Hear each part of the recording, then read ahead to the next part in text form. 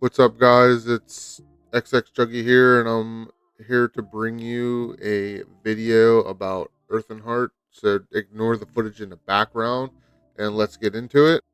Earthen is an underrated skill line, both by veterans and newer players, because everybody wants to be top dog and use the best skills like uh, Adric Spear and Spec Bow and everything else. So this skill line is going to show you that you can go play defensive and play offensive at the same time. So some of you may know I used to be a DK main, so I do know how strong the Battle Roar passive used to be. But this is just for update 46, and we all know ZOS is going to change. So take everything that I say with a grain of salt. So let me start by defending the Battle Roar passive. Gives you 37 resources per ultimate use, which equates to a lot of recovery. And recovery also equates to damage, so that's what I'm here to talk about today. Before we talk more about Battle Roar, let's first look at the rest of the passives and skills. So the first passive I'm going to go over is Helping Hands. Helping Hands isn't a crazy amount of resources you're gaining, but if you throw in a heavy attack with a Fossilize, you're going to get back enough stam to stay on the offensive and keep the opponent on their back foot. So the more you can fossilize in outnumber situations, the more benefit you will see over time. Which brings me to the next passive is Mountain Blessing.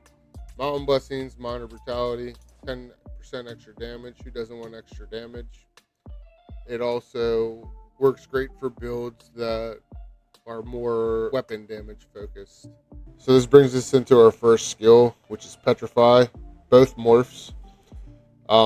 First, Fossilize gives you 3 seconds of immobilizing after the first initial hit goes. So it's going to make your burst window a lot longer because they have to break 2 extra snares.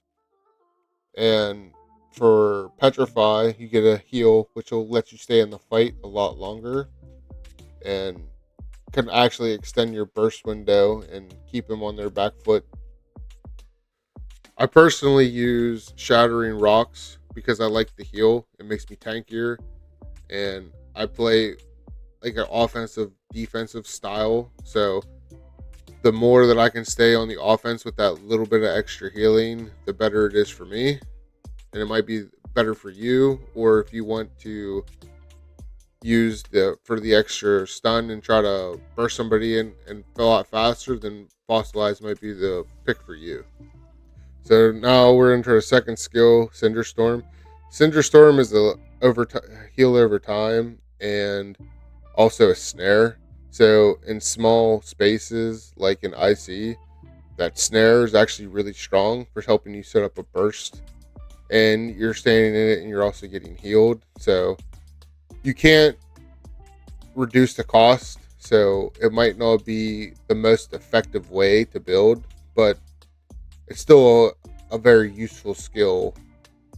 Now we're going to get into the next skill, which is Igneous Weapons. Igneous Weapons is the longest major brutality buff in the game. So it lasts a minute and 20 seconds. So resources on your mag will be thanking you because you don't have to hit it as much.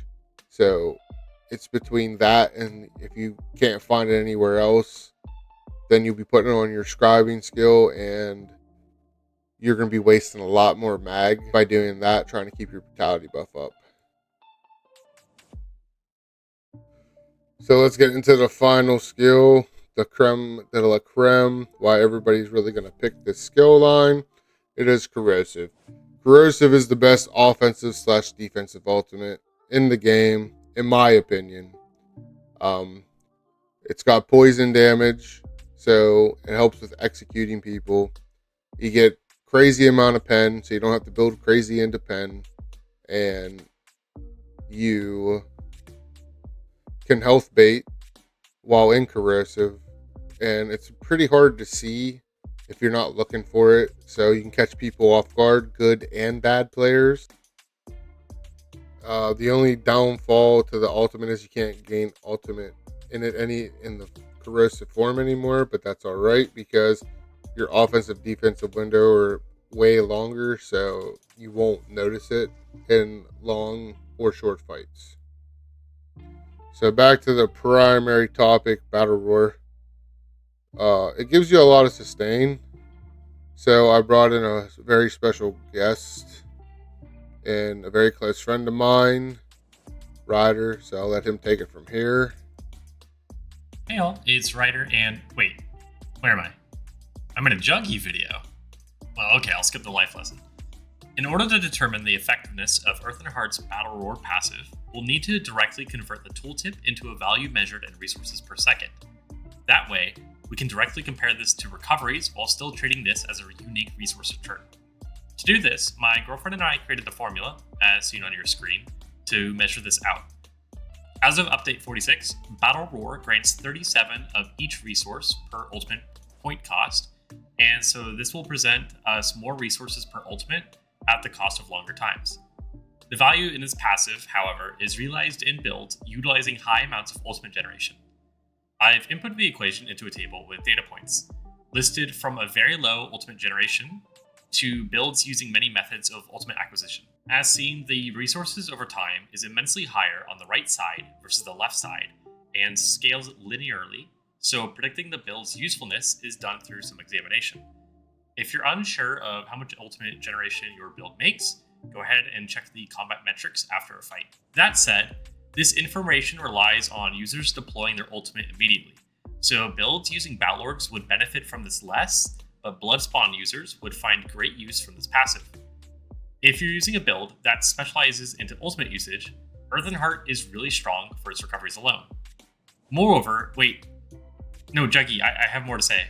Please, let me tell them about... Okay, thanks, Ryder. I figured if I didn't stop you there, we'd be 45 minutes in of just straight math. So I'm not trying to sway anybody that Earthen Heart is the most broken, overpowered skill line in the game, because Adric Spear and double spec bows is more appealing, but I'm just trying to show people that there's other ways to build in this game. I do have an example of where I am on my last leg and don't have anything I took my pot and everything, so I'll show you what my thought process was when using this ultimate. So as you can see here, I am kiting around. I just used my pod here, but I'm just taking a ton of pressure. I'm trying to LOS and move around. So I'm trying to look for my opportunity to move. So I'm waiting for a little bit more ultimate. So as you can see here, I start going towards these rocks here and I'm low on everything. So I make the decision to use my ultimate, even though there's nobody in front of me. But this just goes to show you that how strong this really is, because now I can reposition and move to a better spot. Thank you all who stayed this long. I'm on my road to 1K subs. I hope this video helped you, and big shout outs to Ryder. I couldn't have did this video without him. He took the time out of his day, so make sure you go like, comment, subscribe. Really good content creator. Just started doing it, and he's honestly one of the best and such a great guy. So he's helped me, try to figure out how to maximize my build and help me, do all this stuff. So make sure you go give him some love. So I'm gonna get out of your hair. I appreciate everybody that stayed this long. Like, comment, and subscribe. Peace out.